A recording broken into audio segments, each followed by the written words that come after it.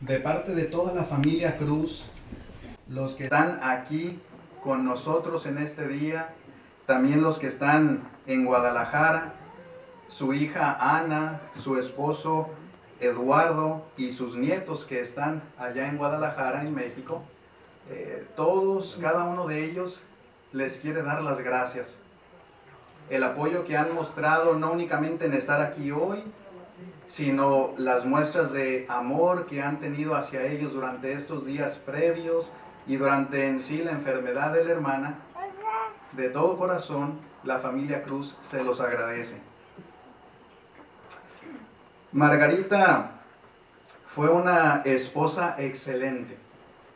Así nos lo menciona su esposo, quien le sobrevive. Le sobreviven también sus 6 hijos: Fernando, Carlos, Verónica, Ana, Joel y Edgar, junto con 9 nietos. Su padre, 4 hermanos y 4 hermanas también le sobreviven.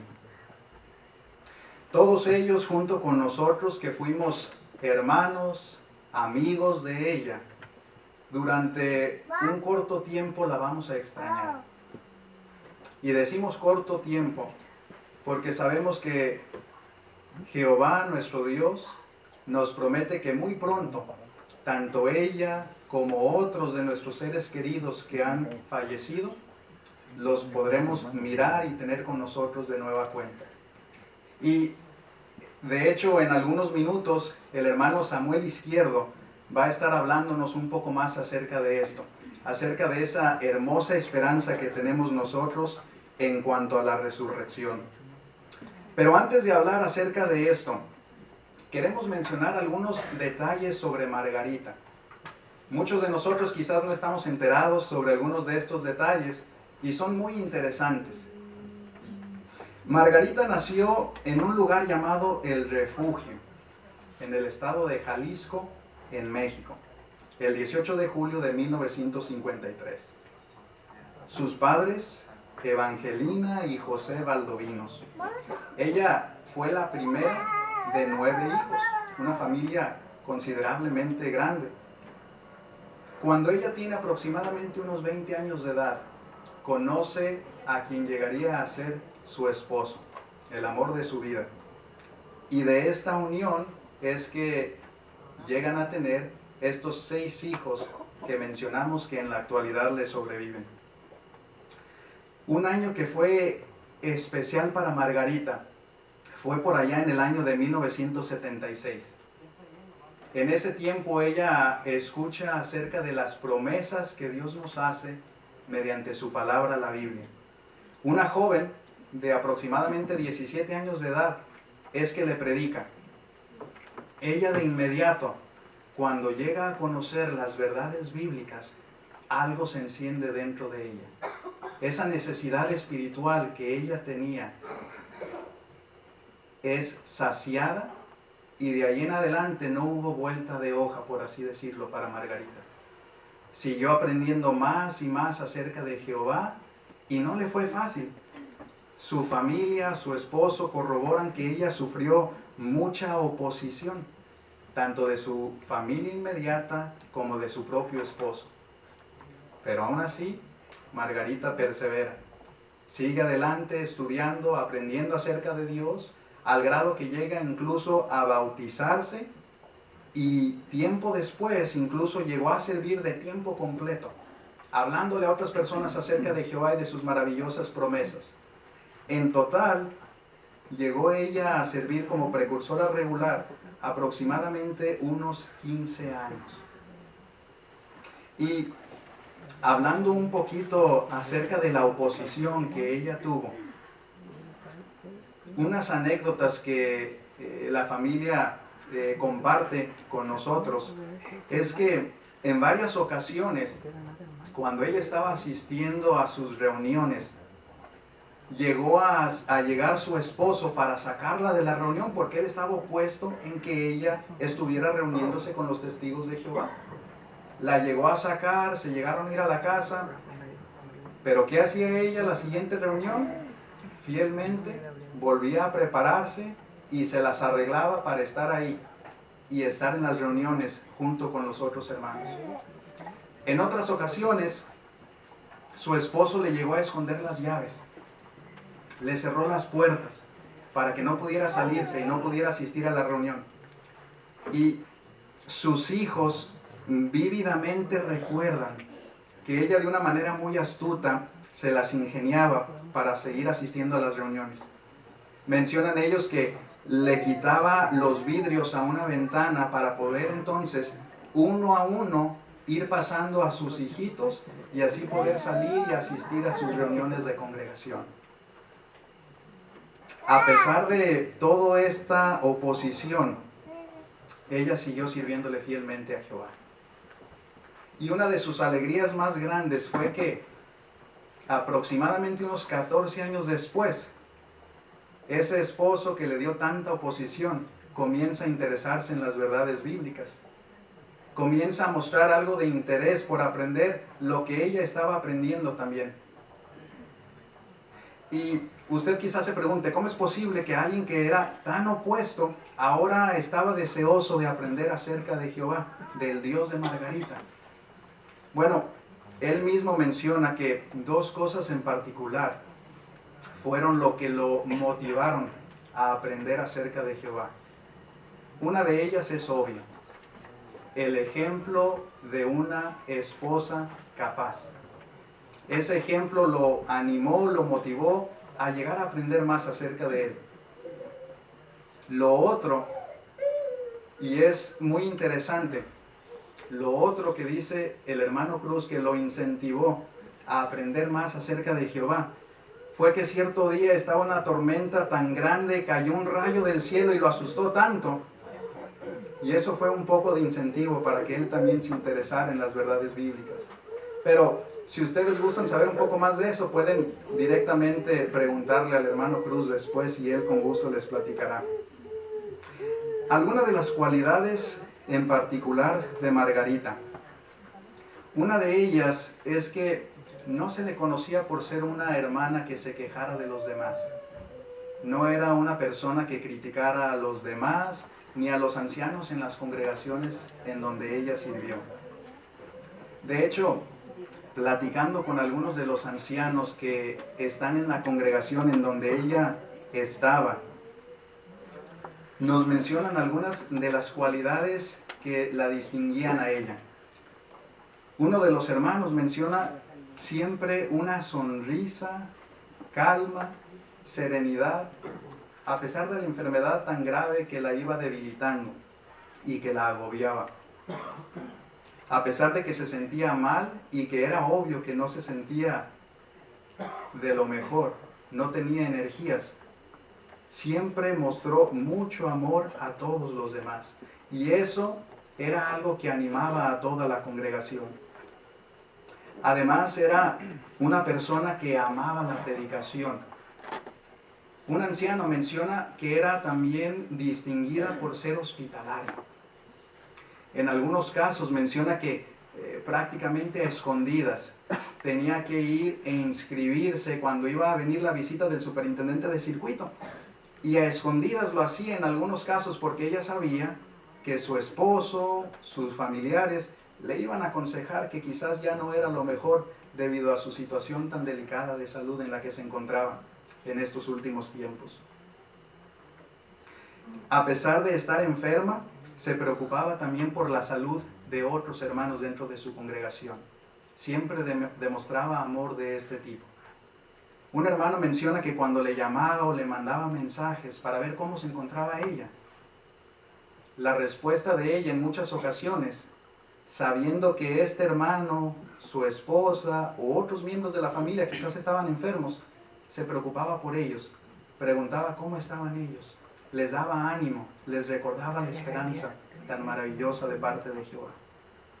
Sin lugar a dudas que demostró mucho amor y dejó un ejemplo bonito a imitar a cada uno de nosotros. Platicando con sus hijos, con alguna de sus nueras, una palabra también que se distingue mucho es una mujer fuerte, valiente. mencionan que ella no se perdía las reuniones si no es que había una razón que fuera verdaderamente válida. Y ese mismo celo se lo quiso inculcar a sus hijos. Ellos mismos mencionan que no los iba a dejar quedarse en casa. Aun cuando ellos estaban pequeños y quizás fingían que se sentían mal, que les dolía esto, que les dolía aquello, ella no los iba a dejar en su casa. Aunque le era más difícil el llevárselos con ella a las reuniones, pero siempre ahí tuvo a sus 6 hijitos con ella en las reuniones.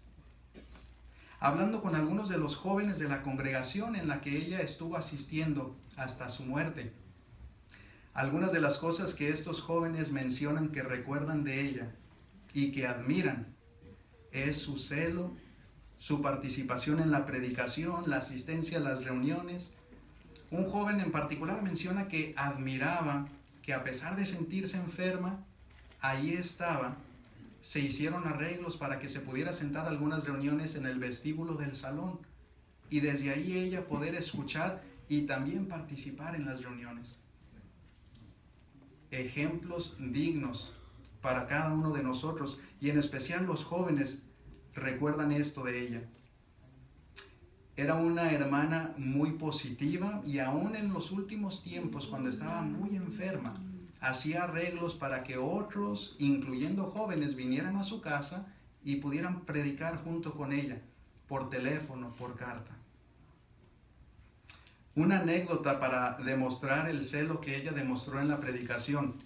Nos cuenta la familia que en una ocasión ella iba de viaje en camino hacia México y al lado de ella iba también sentada como compañera de viaje una famosa artista. Y ella, en vez de quedar deslumbrada por la fama de esta persona, en vez de pedir quizás fotos o autógrafos, ¿qué hace ella? Se pone a predicarle. Le entrega publicaciones. Después, cuando estaba enferma, estando en el hospital en sus últimos días, por lo menos llega a dar testimonio a 4 personas ahí, llega a defender su postura, su creencia que ella tenía firmemente arraigada en cuanto a la sangre. Algo que en particular sus hijos aprecian y que de seguro nunca van a olvidar de Margarita es que desde que ella aprende la verdad, se tomó muy en serio el papel y la responsabilidad que tenía de inculcárselas a ellos, a sus 6 hijitos. Ella, estando sola en sentido espiritual, entendió que era su responsabilidad el enseñarles a cada uno de ellos acerca de Jehová. 6 hijos, para los que no tenemos hijos, pero para los que sí tienen hijos, de seguro aún con más razón, dirán que no es una tarea fácil criarlos dentro del pueblo de Jehová, sola en sentido espiritual. ¿Cómo le hizo ella? Los hijos concuerdan en 2 cosas. Una es que ella era hábil para usar la Biblia, para mostrarles, para animarlos a que siguieran sirviéndole a Jehová. La otra cosa que ellos concuerdan que le funcionó a ella para criarlos dentro del pueblo de Jehová es una sandalia o una chancla, como ella le llamaba. Esta fue una herramienta muy útil para ella, para incentivarlos a que siguieran sirviéndole a Jehová, a que no se perdieran las reuniones. Ella estaba muy contenta, se sentía feliz de que en la actualidad todos sus hijos estaban sirviéndole fielmente a Jehová. Incluso algunos de sus hermanos y hermanas y algunos sobrinos también llegaron a conocer y a servirle a él. El deseo sincero de ella era que todos algún día, todos sus familiares, llegaran a conocer más de Jehová. Y en particular, la hermosa esperanza de la resurrección. Y de hecho, ahora después de haber escuchado estos detalles interesantes de Margarita Cruz, precisamente queremos invitar ahora acá a la plataforma al hermano Samuel Izquierdo para que hable con nosotros acerca de esto, de la esperanza de la resurrección. Lo escuchamos, hermano izquierdo.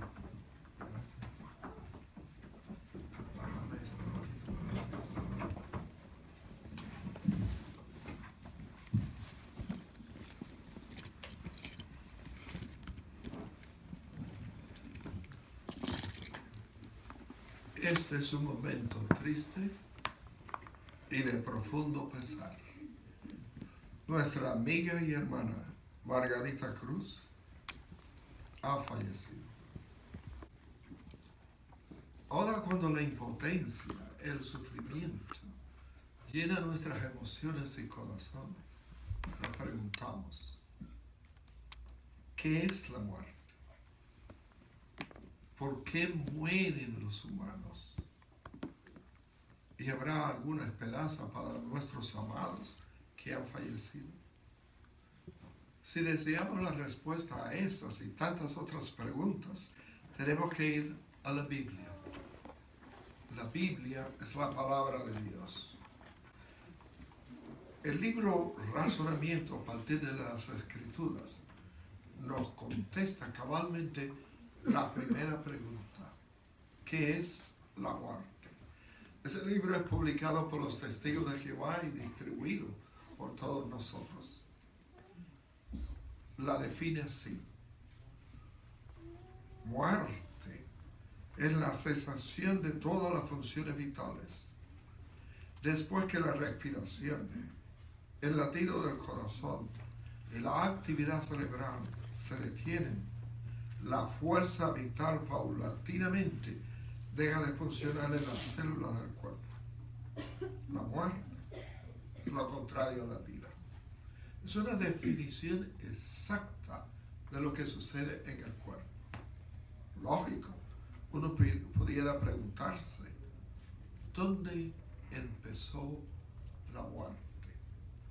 La Biblia señala que en el principio de la humanidad, la vida era feliz, sin preocupaciones, un paraíso.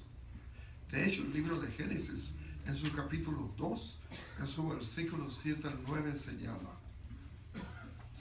y Jehová Dios procedió a formar al hombre del polvo del suelo, y a soplar en sus narices el aliento de vida, y el hombre vino a ser alma viviente. Además, Jehová Dios plantó un jardín en Edén, hacia el este, y allí puso el hombre que había formado. ¿Se pueden imaginar? Un jardín de Edén. Ninguno de nosotros, no importa qué fotografías de un jardín haya visto, o cuán amplia sea su imaginación, puede llegar ni a una décima parte de lo que era ese jardín del Edén. Y allí Jehová los puso a ellos. Sigue diciendo el versículo: y así Jehová Dios hizo crecer del suelo todo árbol deseable a la vista de uno, y bueno para alimento, y también el árbol de la vida en medio del jardín, y el árbol del conocimiento de lo bueno y lo malo.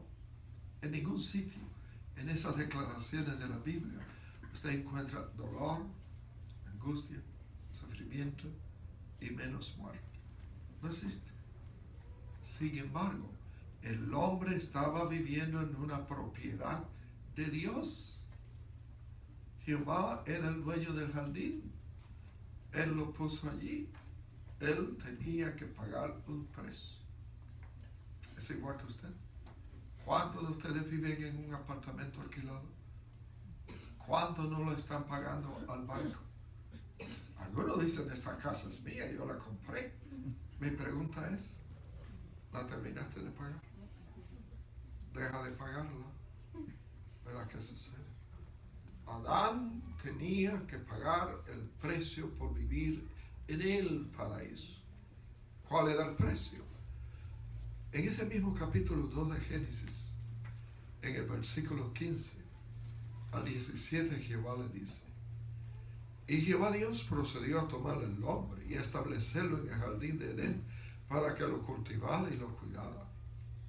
Y también impuso Jehová Dios este mandato al hombre: notó la palabra impuso. Es el mismo que usa el que le alquila la casa como el banco que le presta el dinero.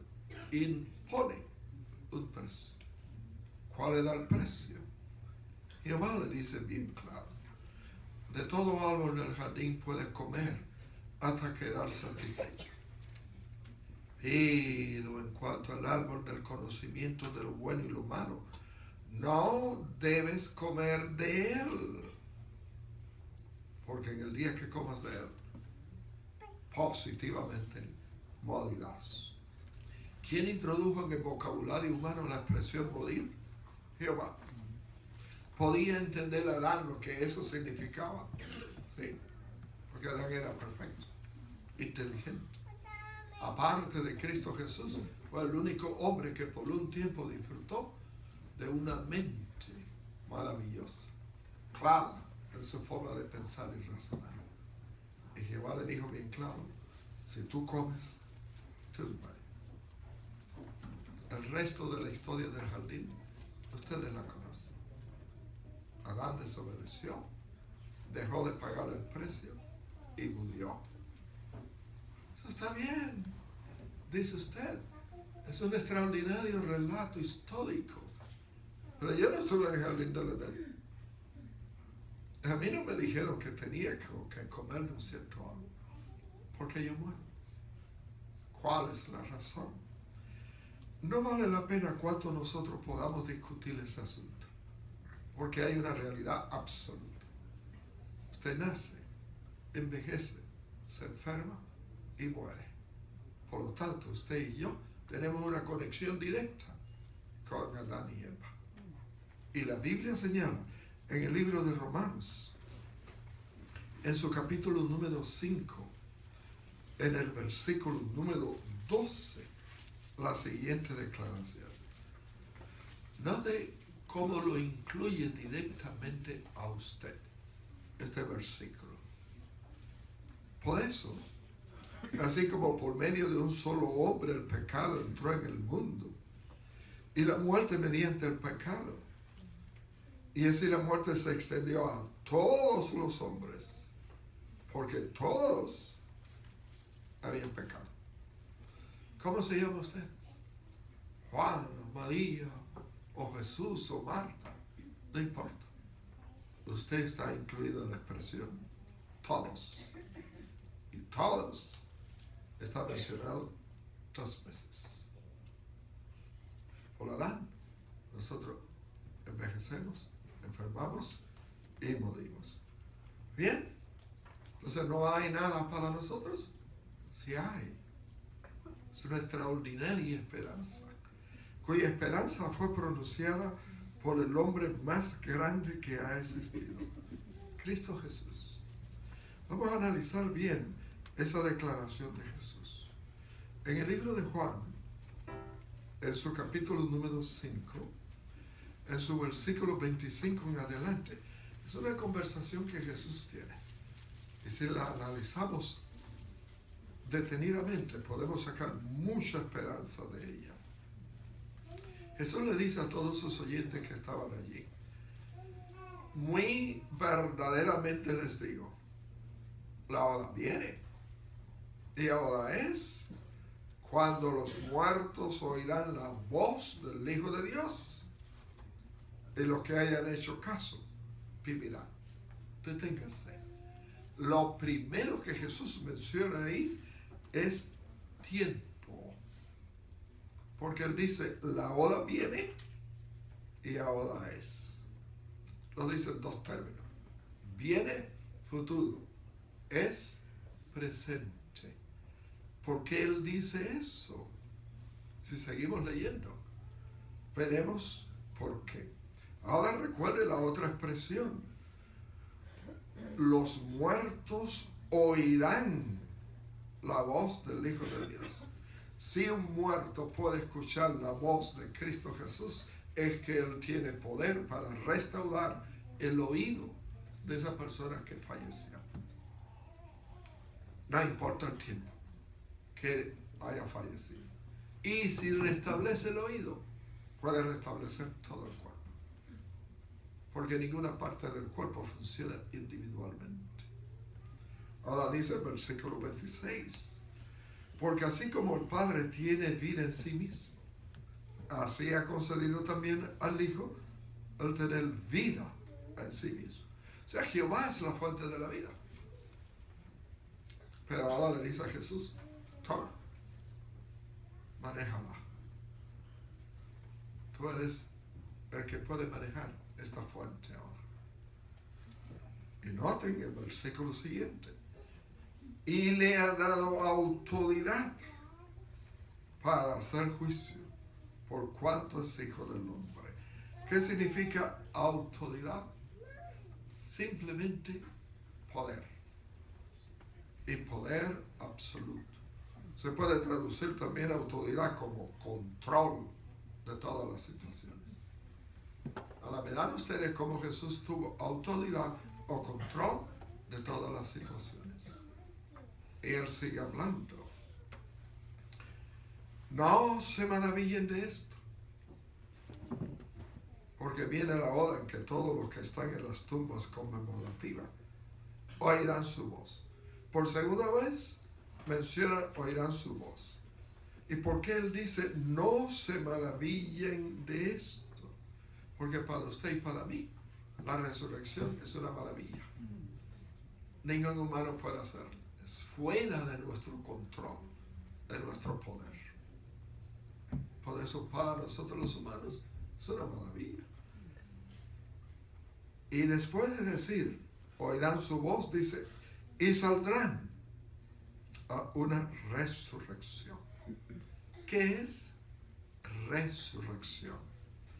Bueno, el libro Razonamiento en la página 326 la define de esta manera. La palabra griega que se usó por Cristo Jesús, que se traduce en nuestro idioma literalmente, ponerse de pie nuevamente. Y se refiere a un levantarse de entre los muertos. Note, cuando una persona muere, lo acuestan siempre así. Pero resurrección es ponerse de pie, levantarse. Ahora, ¿qué envuelve la resurrección? La resurrección envuelve el reactivar el patrón de vida de una persona. Un patrón de vida que Dios ha conservado en su memoria. La persona es restaurada, pero retiene su identidad personal, tiene la misma personalidad y recuerdos que tenía cuando murió. Así que cuando nuestra hermana Margarita venga a la vida, ella será exactamente igual como cuando se fue. La vamos a reconocer. Su esposo, sus hijos, todos sus familiares, sus amigos. Recuerden, Jesús dijo en ese versículo, toda autoridad se me ha dado. Autoridad significa también poder legítimo o persona revestida de poder. Pero una cosa es decirlo y otra es hacerlo. Cualquiera puede decir, yo tengo autoridad, pero tiene que demostrarlo. ¿Lo demostró Jesús? Sí, en 3 ocasiones. Veamos el libro de Marcos, en su capítulo número 5, en su versículo 35 en lo adelante. Ahí había una situación un poco difícil y triste. Jesús se tuvo que enfrentar a ella. Así que vamos a empezar a leer. Trate de imaginarse la situación.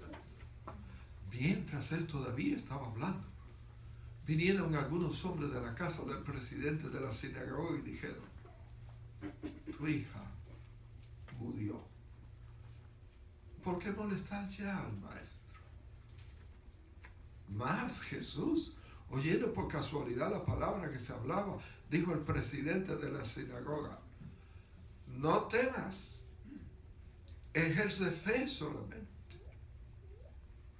Y no dejó que nadie siguiera con él, sino Pedro y Santiago y Juan, el hermano de Santiago. Y lógico, el padre y la madre de la muchacha. De modo que llegaron a la casa del presidente de la sinagoga, y él contempló la ruidosa confusión y a los que ayudaban y daban muchos plañidos. Y después de entrar les dijo: ¿por qué causan ruidosa confusión y lloran? La niña no ha muerto, sino que duerme.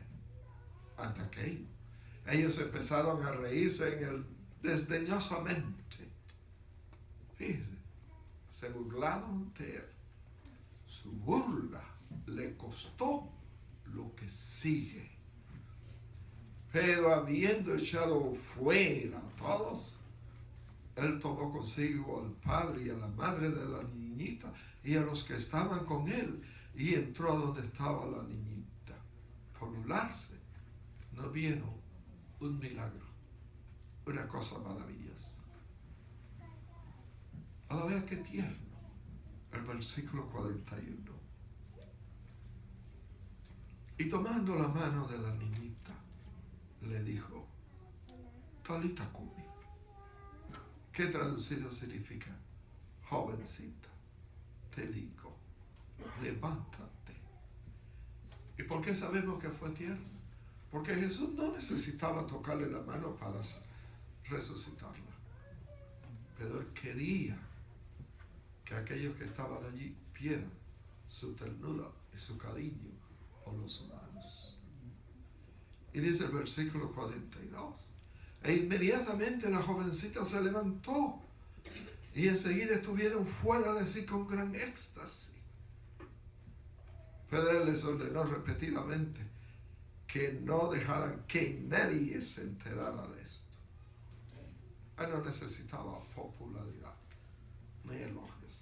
Él tenía autoridad y la ejercía con cariño. Pero no bastaba una vez, lo hizo una segunda vez.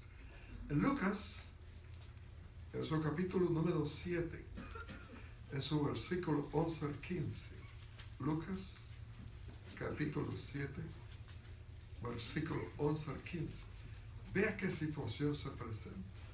Jesús va viajando con sus discípulos. La Biblia no dice cuántos llevaba, si eran una docena o cientos de ellos. Pero ellos iban en su gira y llegan a una ciudad que se llama, una ciudadela, una aldea, Naín. Es el versículo 11. Poco después de esto viajó a una ciudad llamada Naín, y sus discípulos y una gran muchedumbre viajaba con él. Y al acercarse a la puerta de la ciudad, pues mira, sacaban un muerto, el hijo unigénito de su madre. Además, ella era viuda. También estaba con ella una muchedumbre bastante numerosa de la ciudad. Y cuando el Señor la alcanzó a verla, se enterneció por ella y le dijo: deja de llorar. Enseguida se acercó y tocó el féretro, y los que lo llevaban se detuvieron. Y él dijo: joven, yo te digo, levántate. Y el muerto se incorporó y comenzó a hablar, y él se lo dio a su madre. ¿Notaron la declaración de Jesús en este versículo? Cuando él le dice bien claro: yo te digo. ¿Por qué Jesús dijo yo te digo? Porque tiene autoridad. Si no tuviera autoridad, no puede decirlo. Y la ejerció. ¿Notaron su bondad? ¿Con quién él habló primero? Con la madre. ¿Qué le dijo? Deja de llorar. ¿Qué le decimos nosotros a ustedes? Dejen de llorar. Jesús la va a resucitar. Pero aún queda un tercer caso. Y en este tercer caso nos implica a todos nosotros. En el libro de Juan, en su capítulo número 11, en su versículo del 11 en lo adelante. Vamos a leerlo por pedacitos. A irlo explicando brevemente. Juan 11 del 11 en adelante. Está él con sus discípulos y le dice, dijo estas cosas y después de esto les dijo, nuestro amigo Lázaro está descansando.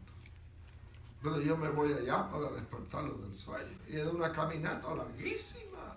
Y lo estaban buscando a Jesús para matarlo. ¿Cuál fue la reacción normal de los discípulos? Por lo tanto, los discípulos le dijeron, Señor, si está descansando, recobrará la salud. Sí, ¿para qué nos vamos a arriesgar? Porque esa caminata. Sin embargo, Jesús había hablado de la muerte de aquel. Pero ellos se imaginaban que él estaba hablando de descansar en el sueño. Entonces, por lo tanto, Jesús le dijo francamente, Lázaro ha muerto. ¿No? La situación cambiaba. Ahora veamos el versículo 21 en lo adelante. Jesús llega por fin a la aldea donde estaba enterrado Lázaro. Y ven lo que dice el relato. Marta entonces dijo a Jesús, Señor, si hubiera estado aquí, mi hermano no habría muerto. Y sin embargo, actualmente sé que cuantas cosas pidas a Dios, Dios te las dará. Jesús le dijo, tu hermano se levantará. Marta le dijo, yo sé que se levantará en la resurrección en el último día. ¿Por qué ella dijo eso? Porque en las casas de los judíos, en las sinagogas y en sus conversaciones, hablaban de las resurrecciones que habían hecho en tiempos atrás Elías y Eliseos. Y ellos la creían positivamente. Por eso ella dijo, yo sé que se va a levantar en el día futuro. Pero ahora vean las declaraciones de Jesús cuando le dice bien claro. Jesús le dijo, Marta le dijo, en el 25, Jesús le dijo, yo soy la resurrección y la vida. El que ejerce fe en mí, aunque muera, llegará a vivir. Y todo el que vive y ejerce fe en mí, no morirá jamás. Y yo me imagino que con sus ojos claros e iluminados, miraría Marta a sus propios ojos y le diría, ¿crees tú esto? Ahora Marta tenía que ver en su mente, en su corazón, si lo creía. Y Marta le responde a él, sí, Señor, yo he creído que tú eres el Cristo, el Hijo de Dios, aquel que viene al mundo. Ahora observen los versículos 38 al 44. Así que Jesús, después de gemir otra vez en sí mismo, vino a la tumba conmemorativa. Y uno se pregunta, ¿tenía Jesús que llorar? No. Porque él tenía poder. Entonces, ¿por qué llora Jesús? Por su sentimiento de compasión y bondad que él sentía para los humanos. Le dolió el sufrimiento que ellos estaban viviendo y las penas que ellos estaban teniendo. Él había hecho una cueva, sigue el relato, y había una piedra recostada contra ella. Jesús dijo, quiten la piedra. Marta, la hermana del fallecido, le dijo, Señor, ya debe oler mal, porque hace 4 días, o sea, ya su cuerpo se estaba corrompiendo. Ahora Jesús le dice a ella, ¿no te dije que si creías habría de ver la gloria de Dios? Y uno se pregunta, ¿qué pasó con la fe de ella? ¿Qué pasó con la confianza de ella? Bueno, Jesús dijo, no se maraville. Ella no creía que Jesús podía hacer esa maravilla. Le flaqueó la fe. Ahora noten lo que sigue sucediendo. Por lo tanto, quitando la piedra, entonces Jesús alzó los ojos hacia el cielo y dijo: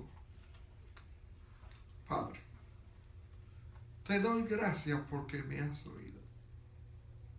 Cierto, yo sabía que siempre me oyes, pero a causa de la muchedumbre que está de pie en derredor hablé, a fin de que crean que tú me has enviado. Y cuando hubo dicho estas cosas, clamó con fuerte voz: Lázaro, sal. Y el hombre que había estado muerto salió con los pies y las manos atadas con envolturas. Y él dijo: desátenlo, déjenlo ir. Mi pregunta es simple: ¿tiene usted fe en la resurrección?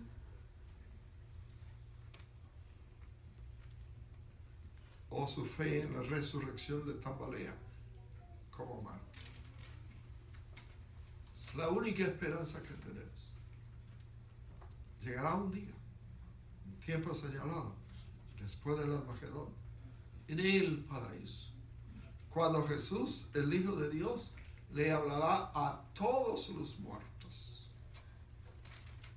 Y ellos oirán su voz. Y llegará el momento donde él diga: Margarita Cruz. Y ella se levanta. Y será un momento de gozo. Si usted recuerda en su primera resurrección, ¿qué dijo él?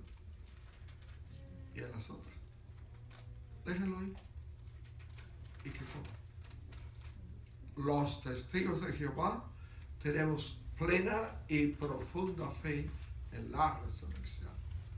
Y sabemos que para muchos de nosotros la única puerta de entrada al paraíso es la resurrección. Esperamos que todos ustedes tengan también la esperanza de la resurrección.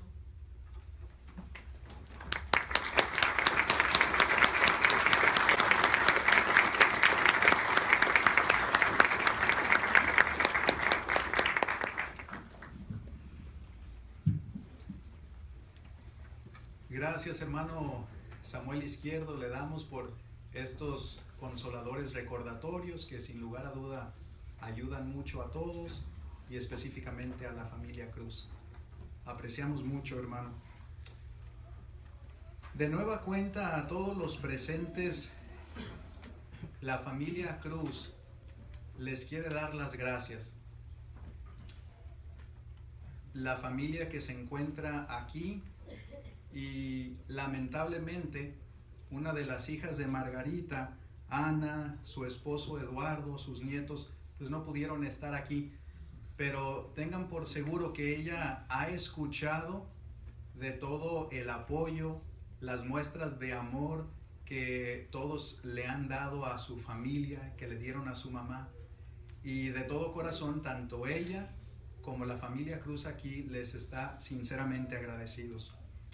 Es hermoso ver el apoyo del pueblo de Jehová, ¿verdad? Y momentos como estos nos hace recordar esa hermosa bendición que tenemos de formar parte de este pueblo unido.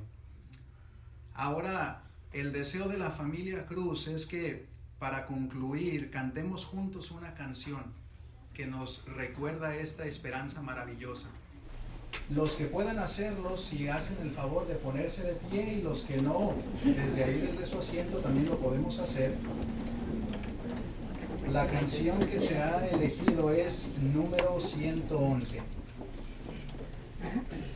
El título de esta es Llamaré, basado en Job 14, 13 al 15.